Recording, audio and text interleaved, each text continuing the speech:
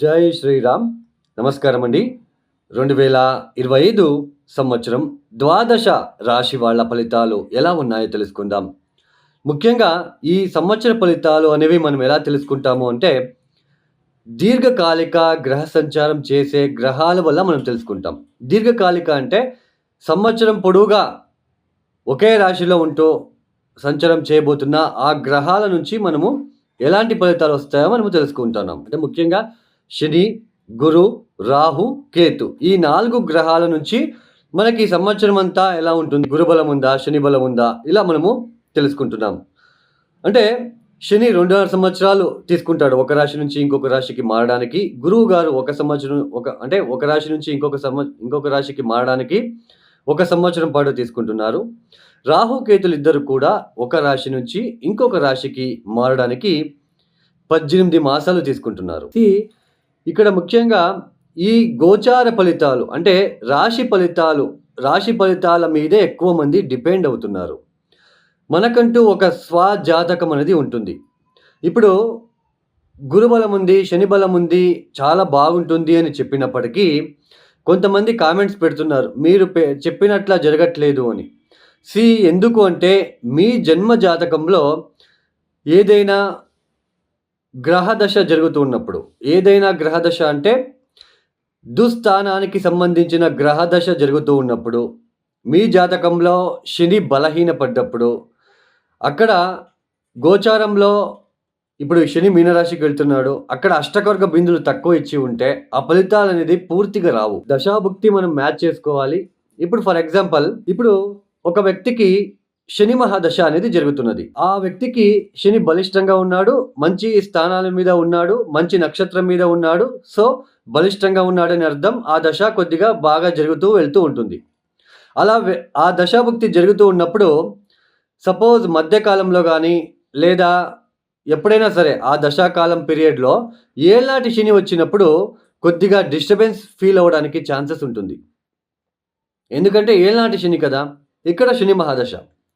అంటే మీ జాతకంలో శని బలిష్టంగా ఉన్నాడు కాబట్టే ఏళ్ళనాటి శని వచ్చినప్పటికీ కొద్దిగా డిస్టర్బెన్స్ ఫేస్ చేస్తారు. ఏళ్ళనాటి శని వచ్చినప్పుడు అందరికీ ఇబ్బందులు రావు. ఇది బాగా గుర్తుపెట్టుకోండి. అదే ఒక వ్యక్తి జాతకంలో శని బలహీనపడ్డాడు, పూర్తిగా బలహీనపడ్డాడు. అలా శని బలహీనపడినప్పుడు ఎలా ఉంటుంది అంటే భయము, ఉద్యోగం సరిగ్గా ఉండదు, ఉద్యోగం దొరికినా చేయలేకపోతూ ఉంటాము, ఉద్యోగంలో చికాకులు ఎక్కువగా ఉంటాయి. ఏదో చిన్న ఉద్యోగము, శారీరకంగా ఎక్కువ కష్టపడాల్సిన ప్రమేయం ఏర్పడుతూ ఉంటుంది. ఉద్యోగంలో చుట్టూ భయం ఏర్పడుతూ ఉంటుంది. ఆత్మవిశ్వాసం అనేది ఉండదు. ప్రతి విషయంలో ఆటంకాలు, సమాజంలో మనకి అవమానాలు జరుగుతూ ఉంటాయి శని బలహీనపడ్డప్పుడు. అలాంటి సిచ్యుయేషన్, అలాంటి జాతకుడు బలహీనపడిన ఒక శని మహాదశ జరుగుతూ ఉన్నప్పుడు ఏళ్ళనాటి శని వచ్చింది అంటే పూర్తిగా చాలా కష్టాలు వచ్చేస్తూ ఉంటాయి. అంటే మీ జాతకంలో శని బలిష్టంగా ఉన్నప్పుడు ఏళ్ళనాటి శని వస్తే ఏదో కొద్దిపాటి ఇబ్బందులు వస్తాయి. మీ జాతకంలో శని బలహీనపడినప్పుడు, ఆ దశ జరుగుతున్నప్పుడు, ఆ సమయంలోనే ఏళ్ళనాటి శని వచ్చింది అంటే పూర్తిగా డిస్టర్బెన్స్, చాలా ఇబ్బందులు. ఇలా అండి అష్టకర్గ బిందువులు. తర్వాత ఏ దశాభుక్తి జరుగుతుంది, ఆ దశాభుక్తి జరిగేటప్పుడు శని మహాదశ జరుగుతూ ఉంటే ఆ శని ఎక్కడున్నాడు? ఒకవేళ శని మహాదశ జరుగుతూ ఉంది, శని బలిష్టంగా ఉన్నాడు, సో లాభస్థానంలో శని వచ్చాడు అంటే చాలా మంచి ఫలితాలు. అర్థమైందా అండి? ఒకవేళ ఒక వ్యక్తి జాతకంలో శని బలహీనపడ్డాడు, శని మహాదశ జరుగుతూ ఉంటుంది, ఉద్యోగం లేక ఏ చిన్న ఉద్యోగం చేస్తూ కష్టపడుతూ చాలా మానసికంగా, శారీరకంగా ఆత్మవిశ్వాసం లేకుండా ఇబ్బందులు పడుతూ ఉంటాడు. అలాంటి సమయంలో అలాంటి వ్యక్తి జాతకంలో ఉన్న శని మహాదశ జరిగేటప్పుడు లాభస్థానంలో శని వచ్చి, ఆ లాభస్థానంలో నేను చెప్తున్నది గోచారంలో శని వచ్చి, అక్కడ గనక అష్టకర్గ బిందులు ఏ 4, 5, 6 ఇచ్చి ఉంటే, ఈవెన్ ఇక్కడ మీ జాతకంలో శని బలహీనపడి శని మహాదశ జరిగి మిమ్మల్ని ఇబ్బంది పెట్టినప్పటికీ ఈ లాభస్థానంలో గోచారంలో శని వచ్చినప్పుడు మిమ్మల్ని గ్రాడ్యువల్లీ రైజ్ అయిపోతారు. మంచి ఉద్యోగం దొరుకుతుంది ఆ సమయంలో. ఇది అండి, ఇలా మనం చూసుకోవాలి. ఇది మీకు అర్థమైందని భావిస్తున్నాను. మీరు అర్థం చేసుకోవాలి అనే ఉద్దేశంతోనే ఇది చెప్పడం జరిగింది.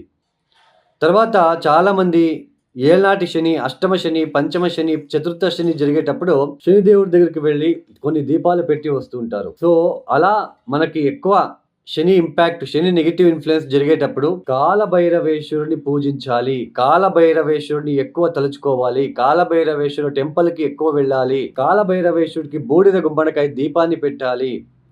నీలమణి వేసుకోవడము ఇవన్నీ అవాయిడ్ చేయాలి. ఏళ్నాటి శని, పంచమ శని, అష్టమ శని, చతుర్థ శని జరిగేటప్పుడు ఇబ్బంది పెట్టడానికి వచ్చి ఉంటాడు. మళ్ళా మీరు శనిదేవుడి దగ్గరికి సంబంధించిన వస్తువులని వేసుకోవడము, నీలమణి, నల్ల బట్టలు వేసుకోవడము ఇవన్నీ చేయకుండా మీరు కాలభైరవేశ్వర ఆరాధన చేయాలి. అప్పుడే ఆ నెగిటివ్ ఇంపాక్ట్ తగ్గేది. సో గోచారంలో వచ్చినప్పుడు గురుబలం ఉంది, అయినా మాకు పెళ్లి కావట్లేదండి, మీరు గురుబలం ఉంది, వివాహ యోగం అని చెప్తున్నారు, పెళ్లి కావట్లేదు. వై? మీ జాతకంలోకి చెడు గ్రహాల దశ జరుగుతున్నప్పుడు, సో నెగిటివ్ ఇన్ఫ్లుయెన్స్ జరుగుతున్నప్పుడు ఇబ్బందులు ఉంటాయి. అక్కడ మీ జాతకంలో ఏ దోషాలు ఉన్నాయో వాటికి సంబంధించిన పరిహారాలు చేసుకోవాలి. చిన్న చిన్న సింపుల్ రెమెడీస్ వేళ్ల కొద్దీ ఉన్నాయండి. చూడండి, అందరికీ హోమం వర్తించదు. అందరూ హోమం చేపించుకోగానే ఆ నెగిటివ్ ఇన్ఫ్లుయెన్స్ తగ్గదు. ఇది బాగా గుర్తుపెట్టుకోండి. జమ్ స్టోన్ వేసుకోగానే కోట్లు సంపాదిస్తాము, this is fake, this is wrong sentence. కొన్ని సింపుల్ రెమెడీస్ వేళ్ల కొద్దీ ఉన్నాయి. ఫర్ ఎగ్జాంపుల్, చంద్రుడు అంటే ఏంటి? నీళ్లు, వాటర్. ఈ ఎండాకాలంలో వాటర్ అందించండి. లేని వాళ్ళకి వాటర్ ఇవ్వండి. ఎవరైనా వాటర్ అడిగితే కప్పులో పూర్తిగా ఇవ్వండి, అర్థం సగం ఇవ్వకుండా. సో ఇది అండి, ఇలాంటి రెమెడీస్ వేల కొద్దీ ఉన్నాయి. ఆ గ్రహము జలతత్వ రాశిలో ఉందా, అగ్నితత్వ రాశిలో ఉందా, భూతత్వ రాశిలో ఉందా, వాయుతత్వ రాశిలో ఉందా చూసుకొని మనము పరిహారాలు చేసుకుంటూ వెళ్ళాలి. సో ఇది అండి. సో ఇక 2025 మార్చి 30వ తేదీ శని భగవానుడు కుంభరాశి నుంచి మీనరాశికి వెళ్ళి సంచారం చేస్తున్నారు. తర్వాత గురువు గారు మే 13వ తేదీ వృషభ రాశి నుంచి మిథునానికి వెళ్ళి సంచారం చేస్తున్నారు. ఇక రాహు కేతులు మే 18వ తేదీ తర్వాత రాహు కుంభంలోకి, కేతు సింహంలోకి వెళ్ళి సంచారం చేస్తున్నారు. ఇక ద్వాదశ రాశుల వాళ్ళ ఫలితాలు ఎలా ఉన్నాయో తెలుసుకుందాం ఒక్కొక్కటే. వృషభ రాశి వాళ్ళకి ఈ 2025వ సంవత్సరంలో ఎలాంటి ఫలితాలు రాబోతున్నాయో తెలుసుకుందాం. ముఖ్యంగా ఈ ఒక వృషభ రాశి వాళ్ళకి ఈ 2025వ సంవత్సరంలో శని ఒక మార్పు, గురు ఒక మార్పు, రాహు ఒక మార్పు అనేది చాలా కీలకంగా మారబోతుంది అని తెలుసుకోవచ్చు. ముఖ్యంగా శని భగవానుడు 2025 మార్చి 30వ తేదీ నుంచి మీనరాశి, అంటే మీ జన్మరాశి నుంచి లేదా జన్మ లగ్నం నుంచి లాభస్థానంలో సంచారం చేయబోతున్నారు. గురువు గారు 2025 మే 13వ తేదీ తర్వాత మీ జన్మరాశిని వదిలి ద్వితీయ స్థానమైన మిథున రాశికి వెళ్ళి సంచారం చేయబోతున్నారు. ఇక రాహు కేతువులు 2025 మే 18వ తేదీ తర్వాత రాహు కుంభంలో, కేతు సింహరాశిలో సంచారం చేయబోతున్నారు. చూడండి, ఈ వృషభ రాశి లేదా వృషభ లగ్నం వాళ్ళకి శని నవమాధిపతి, దశమాధిపతి, సంపూర్ణమైన రాజయోగకారక గ్రహం అవుతుంది. ఈ రాజయోగ కారక గ్రహం వచ్చేసి లాభస్థానంలో సంచారం అనేది చాలా మంచి ఫలితాలని తెచ్చిపెడుతుందండి. ఈ సమయంలో గనక ఈ వృషభ రాశి లేదా వృషభ లగ్నం వాళ్ళకి శని మహాదశ గనక జరుగుతూ ఉంటే, ఒకవేళ మీ జన్మజాతకంలో శని బలహీనపడి ఉన్నప్పటికీ ఇప్పుడు గోచారంలో లాభస్థానంలో వస్తున్నాడు. చూడండి, ఇప్పుడు శని మహాదశ జరుగుతుంది. ఆ వ్యక్తికి శని బలహీన పడ్డాడు, జాతకంలోనే బలహీన పడ్డాడు. వృషభ రాశి వృషభ లగ్నంలోనే పుట్టాడు అనుకోండి, శని బలహీన పడ్డాడు. సో శని రాజయోగకారకుడు కాబట్టి శని ఇచ్చే ఫలితాలు చాలా ఇబ్బందిగా ఉంటాయి. అంటే బలహీన పడ్డాడు కాబట్టి, రాజయోగకారకుడైనప్పటికీ ఆయన బలిష్టంగా ఉంటే అద్భుతంగా మంచి ఫలితాలు ఇస్తాడు. మంచి జాబు, బిజినెస్ వైజు, పొలిటికల్గా ఎదగడము ఇలాంటివన్నీ ఉంటుంది. అయితే శని బలహీన పడినప్పుడు ఈ ఒక శని మహాదశలో చాలా కొద్దిగా కష్టము ఇవన్నీ కూడా పడుతూ ఉంటారు, ఈవెన్ యోగకారకుడైనా. సో అలా దశాభుక్తి జరుగుతూ ఉన్నప్పుడు ఈ శని ఇట్లా లాభస్థానంలో వెళ్ళి అక్కడ అష్టకర్గ బిందువులు గనక ఎక్కువ ఇచ్చి ఉంటే, అష్టకర్గ బిందువులు అంటే ఏంటి? ప్లానెట్ ఒక స్ట్రెంగ్త్. ఆ ప్లానెట్ ఆ రాశిలో ఎలాంటి స్ట్రెంగ్త్ ఉంటుంది, ఎంతవరకు స్ట్రెంగ్త్గా ఉంటుంది అనేది తెలుసుకోవచ్చు మనం అష్టకర్గ బిందువుల ద్వారా. ఈ ఒక పీరియడ్లో శని మహాదశ జరుగుతూ ఉండి వాళ్ళకి ఆ దశ యోగించక ఇబ్బంది పడుతున్న వాళ్ళు, రాజయోగకారకుడైనా బలహీన పడి ఉంటే మళ్ళీ ఏం చేయలేం కదా. ఆయన ఇచ్చే ఫలితాలను ఇవ్వలేడు. ఎందుకంటే ఆయన బలహీనంగా ఉంటాడు కాబట్టి. ఇప్పుడు మీ దగ్గర డబ్బు ఉంటేనే కదా ఎవరికైనా అడిగితే ఇచ్చేది. అలాగనే శని మన జాతకంలో బలిష్టంగా ఉంటేనే కదా ఆయన కూడా మనకి మంచి ఫలితాలు ఇచ్చేది. సో, శని దశ జరుగుతూ ఉంటే లాభస్థానంలో ఇప్పుడు వెళ్తున్నాడు కాబట్టి, సో, ఇన్ని రోజులు వ్యాపారంలో కావచ్చు, ఉద్యోగంలో కావచ్చు మీరేమైనా ఇబ్బందులు పడినప్పటికీ ఇక మీద మార్చి తర్వాత అయితే అటువంటి ఇబ్బందులు రావండి. ఉద్యోగంలో ఆకస్మికంగా బదిలీలు కావచ్చు, మంచి మంచి జాబ్స్ రావడం కావచ్చు, బిజినెస్‌లో ఎస్పెషల్లీ స్క్రాప్ ఐరన్, తర్వాత శనికి సంబంధించింది కాంట్రాక్టర్ కావచ్చు, కోల్ రిలేటెడ్ కావచ్చు, మిషనరీ కావచ్చు, ఇలాంటి బిజినెస్ ఎవరైతే చేస్తూ ఉంటారో వాళ్ళకి మంచి అభివృద్ధి అనేది మీకు ఇక్కడ కనిపించడానికి అవకాశాలుంటాయి. అష్టకవర్గ బిందులు చాలా ఇంపార్టెంట్. అక్కడ లాభస్థానంలో ఎన్ని బిందులిచ్చావి? ఒకవేళ 0, 1, 2 ఇచ్చి ఉంటే కొద్దిగా మీడియంగా ఫలితాలనేది వస్తాయండి. పెద్దగా ఫలితాలు రావు. 4, 5, 6 ఇచ్చి ఉంటే అద్భుతంగా ఫలితాలొస్తాయండి అలాంటి వాళ్ళకి. మీ జన్మ జాతకంలో శని మీనరాశికి ఎన్ని ఇచ్చాడో అష్టకవర్గ బిందులు అనేది తెలుసుకోండి. అయితే మొత్తానికి శని లాభస్థానంలో సంచారం అయితే మీకు చాలా అద్భుతంగా, చాలా అభివృద్ధిదాయకంగా ఉంటుందని తెలుసుకోవచ్చు. పైగా ద్వితీయ స్థానంలో గురువు ఒక సంచారం ఏదైతే ఉందో మీకు సంపూర్ణమైన గురుబలం అనేది రాబోతున్నది. అయితే కొద్దిగా గ్యాస్ట్రిక్ రిలేటెడ్ ఇంట్లో కొద్దిగా కుటుంబ సంబంధమైన చికాకులు చిన్నపాటి, ఎందుకంటే చతుర్థ స్థానంలో కేతు కూడా ఉంటున్నాడు కాబట్టి ఈ యొక్క తల్లికి ఆరోగ్య విషయంలో ఇబ్బందులు కావచ్చు. ఇలాంటి కొద్దిగా ఇబ్బందులు వచ్చే సూచనలు, వెహికల్ రిలేటెడ్ ఇబ్బందులు, సో ఇలాంటివన్నీ వచ్చే సూచనలు ఉంటాయి. అయితే దశమ స్థానంలో రాహుల్ దశమాధిపతి లాభస్థానంలో ఉద్యోగం లేని వాళ్ళకి ఉద్యోగం రావడము, ఉద్యోగంలో అభివృద్ధిదాయకంగా ఉండడము, ఆర్థికంగా అభివృద్ధి చెందడం లాంటివి మంచి ఫలితాలు వస్తాయి. బట్ అందరికీ ఇలాగే వస్తాయా? నెవర్ అండి. ఇప్పుడు వృషభ రాశిలో పుట్టిన వాళ్ళందరికీ కూడా ఇలాంటి మంచి ఫలితాలే ఉండవండి. అష్టకవర్గ బిందులు ఇంపార్టెంటు, దశాభుక్తి ఇంపార్టెంటు. ఇది బాగా తెలుసుకోండి.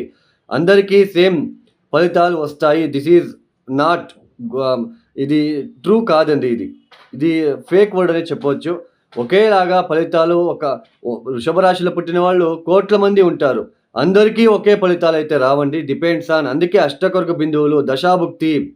ఒకవేళ అష్టమ శని, పంచమ శని, ఏళ్ళనాటి శని జరిగేటప్పుడు శని మహాదశ జరుగుతూ ఉంటే ఇబ్బందిదాయకంగా మారుతుంది. ఈవెన్ శని బలిష్టంగా ఉన్నప్పటికీ. సో, ఇలాంటి దశాభుక్తి మ్యాచ్ చేసుకోవాలి. మీ జన్మజాతకంలో శని మహాదశ జరిగేటప్పుడు శని గోచరంలో మంచి స్థానంలో ఉంటే మాత్రమే ఇంకా ఫలితాలు అద్భుతంగా వస్తాయి. శని బలహీనపడి మీ జాతకంలో గోచారంలో కూడా ఏళ్ళనాటి శనినో అట్లా ఉన్నప్పుడు ఇంకా డౌన్ అయిపోతాడు. ఆ మనిషి యొక్క జాబ్ కావచ్చు, బిజినెస్ కావచ్చు, చాలా లాసెస్ అయిపోతూ ఉంటుంది. చాలా ఇబ్బందిగా మారుతుంది. సో, ఇది అండి ఇలా తెలుసుకోవాలి. మొత్తానికి వృషభ రాశి వాళ్ళకి కంకణ భాగ్యం యోగం ఉంటుంది. మంచి శుభోజనాలు కావచ్చు, మంచి మంచి మాటలతో మీరు అందరిని ఆకట్టుకుంటారు. ఈ సమయంలో ఫ్రెండ్స్ సర్కిల్ అనేది ఇంప్రూవ్‌మెంట్ అవుతూ ఉంటుంది. సర్కిల్ పెరుగుతూ ఉంటుంది. ఎందుకంటే లాభస్థానంలో శని వస్తున్నాడు కదా! శని అంటేనే జనాలు, ప్రజలు. సో, అలాంటి శని మనకి లాభస్థానంలో వస్తున్నాడు కాబట్టి ప్రజలంతా మీ చుట్టూ ఉంటారు. సో, అంటే సర్కిల్ పెరుగుతుంది. ఫ్రెండ్ సర్కిల్ అనేది పెరుగుతుంది. సో, ఇవన్నీ కూడా మీకు కలిసి వస్తాయండి. బట్ మీకు దశాభుక్తి ఏది, అష్టకవర్గ బిందులు ఎన్ని ఇచ్చి ఉంటారు, ఇది మాత్రమే మీరు తెలుసుకొని అప్పుడు ఒకవేళ శని అక్కడ 4, 5, 6 బిందువు ఇచ్చి, ఇక్కడ మిథునంలో కూడా గురువు గారు 5, 6 బిందులు ఇచ్చి ఉంటే ఎక్సలెంట్ పీరియడ్ అండి. మీరు ఇబ్బంది పడాల్సిన అవసరం లేదు. అయితే ఒక చిన్న ఒక విషయం చెప్తున్నాను. ఈ 2.5 సంవత్సరాలు ఈ శనిదేవుడు లాభస్థానంలో ఉంటాడు. సో, ఇప్పుడు మీరు కొద్దిగా సేవింగ్స్ చేసుకోవడానికి ప్రయత్నం చేయండి. సో, లేబర్స్‌ని మీ కింద పనిచేసే వాళ్ళకి ఇబ్బంది పెట్టకుండా ఉంటే చాలా మంచిది. ఎందుకంటే నెక్స్ట్ 2027 తర్వాత ఆయన వ్యయస్థానానికి వచ్చేస్తున్నాడు. శత్రుక్షేత్రం అది. ఏళ్ళనాటి శని ప్రారంభమవుతుంది కాబట్టి వచ్చిన డబ్బుని ఇప్పుడు కరెక్ట్‌గా మీరు మీ గుప్పెట్లో పెట్టుకొని ఎవరికి ఇబ్బంది పెట్టకుండా, హాని చేయకుండా మంచిగా ఉంటే రాబోయే రోజుల్లో కూడా కొద్దిగా ఒక ఏళ్ళనాటి శని ఒక తీవ్రత తగ్గుతుంది. శని అంటే ఎందుకు ఇవి చెప్పానంటే కర్మకారకుడు శని. శని మీ కర్మను బట్టి ఫలితాలు ఇస్తూ ఉంటాడు. ఒక్కొక్క ఇంటికి వచ్చినప్పుడు ఒక్కొక్క ఫలితాలు అనేది వస్తూ ఉంటాయండి. సో, ఇందుకే చెప్పాను. సో, ఈ ఒక వృషభ రాశి వాళ్ళు తప్పనిసరిగా మీరు చేసుకోవాల్సింది దత్తాత్రేయ వారి యొక్క క్షేత్రాలకు వెళ్ళి రండి.